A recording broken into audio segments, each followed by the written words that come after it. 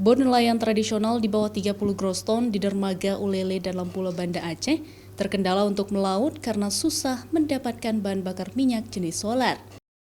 Organisasi Himpunan Wira Swasta Nasional Minyak dan Gas Aceh, para nelayan ini tidak bisa mendapatkan minyak karena tidak terdata di Dinas Kelautan Perikanan, sehingga jatah solar bagi mereka dinikmati oleh kapal di atas 30 GT. Justru yang menikmati BBM subsidi merupakan bot nelayan dengan kapasitas besar dan berpenghasilan puluhan juta rupiah dalam sekali melaut. Ketua Hiswana Migas Aceh, Nahrawi Nurdin, meminta DKP Aceh agar bisa mengkaji dan mendata kembali jumlah bot nelayan sehingga subsidi yang diberikan pemerintah bisa tepat sasaran.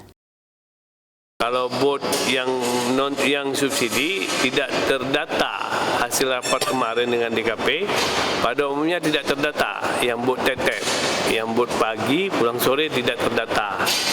Itu menurut info dari SPDN, lembaga penyalur, sehingga tidak pernah terlayani, itu malah terabaikan. Kalau yang dilayani pada para konsumen non subsidi yang menggunakan subsidi, ini perlu diregistrasi ulang sama DKP provinsi. Pihak Pertamina dan pemerintah Aceh diminta melakukan pengawasan kepada nelayan dan juga SBBM, sehingga BBM subsidi untuk nelayan dapat digunakan sesuai dengan aturan.